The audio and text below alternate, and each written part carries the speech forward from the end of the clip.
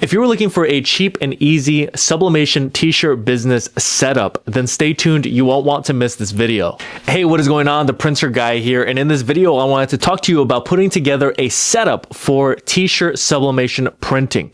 Specifically, if you're doing a t-shirt sublimation printing business. Now, these are going to be affordable options that are going to help you put together a simplified sublimation setup that will help you get started in this t-shirt sublimation business. Now, I myself am not in the t-shirt sublimation printing business, but I just wanted to put together this video to share with you a simplified setup that you could do on a budget as a beginner. So if this video ends up being helpful, please make sure to like the video. Any questions at all, comment below. And if you want more content like this, please make sure to subscribe.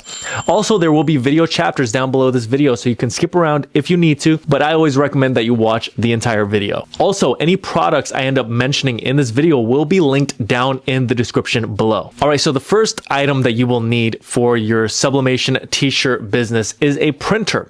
Now, I highly recommend the Epson EcoTank printers. More specifically, the Epson EcoTank 2400 model.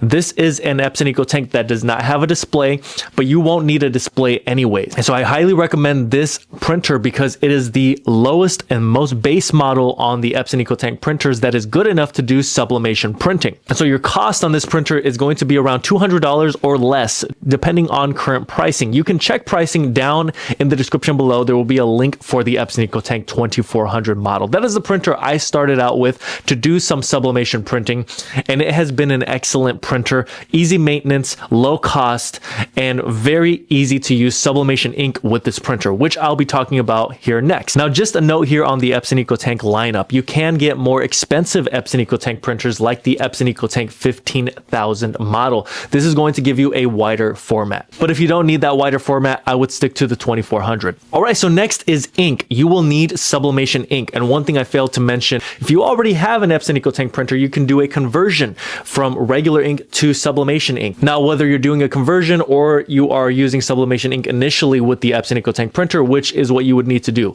If you got an Epson EcoTank 2400 brand new, you would have to set aside the regular ink, don't install that ink, and you would have to install sublimation ink. The sublimation ink that I recommend is Best Printers Sublimation ink. There will be a link for this product down in the description below, but any visuals that you've already seen or are going to see later on in this video, all of those designs were printed with Best Printers Sublimation ink. That is our in-house brand, and we highly recommend it. But that's not the only brand out there. You can also shop through that same link if you decided to get another brand. There's Hippo, there is Printers Jack. There are some other third-party ink brands as well that sell sublimation ink. Now, Best Printers ink is usually going to be a lower price than those other brands and is going to be a higher quality and a product that we can stand behind because that's the product that we use here on this channel. All right, so next is sublimation paper. Along with your printer and your sublimation ink, you're going to need sublimation paper. You can't simply use regular paper to do sublimation printing.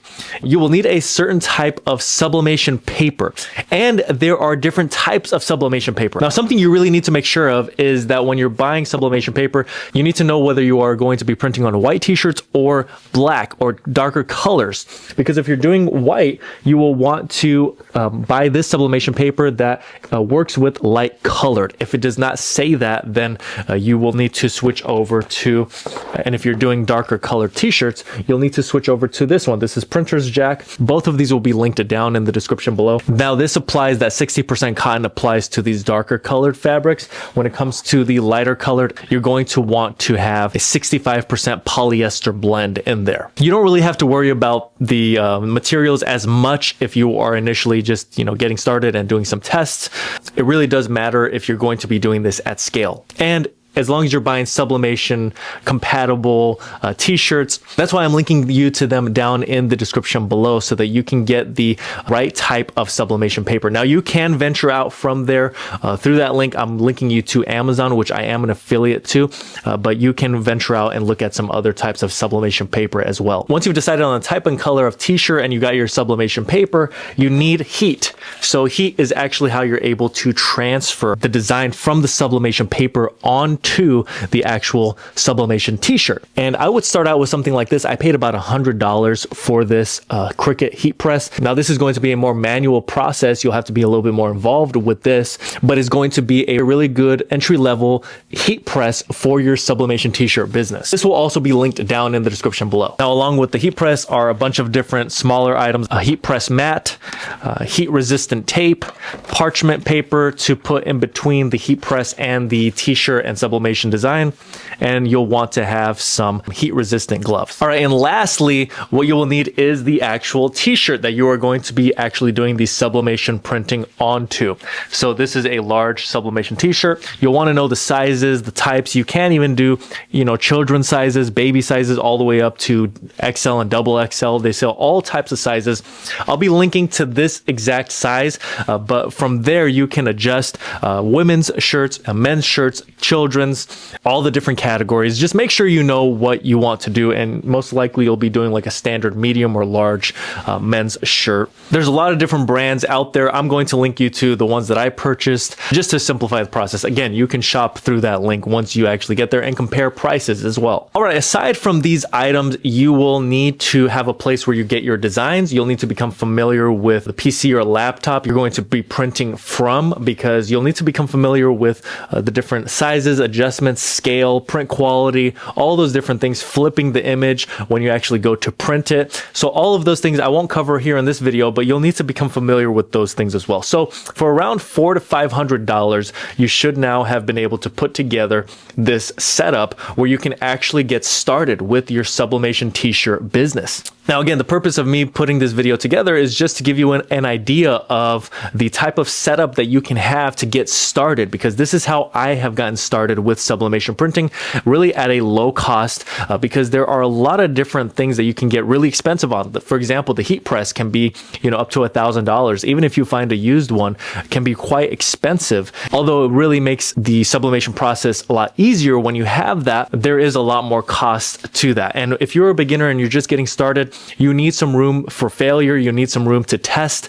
And this is going to be a great setup for that initial phase. And then you can, of course, upgrade later on, especially if you end up deciding to do this at scale. But just getting started, this is a really good setup, affordable, that is beginner friendly. All right, so I really hope you found this video helpful. If it was, please make sure to like. Any questions at all, comment below. And if you want more content like this, please make sure to subscribe. Remember all the product links that are down in the description below. Thank you so much for watching, and until next time. Thank you so much for watching until the end of this video. I handpicked 2 videos that are here on the screen for you to watch next. Also consider subscribing to this channel. There's so much helpful content for you if you're a printer owner, and it's just good to have a resource like this for you in the future, whether you're dealing with a printer that's not printing well or you need more printer recommendations. So I look forward to seeing you again in another video.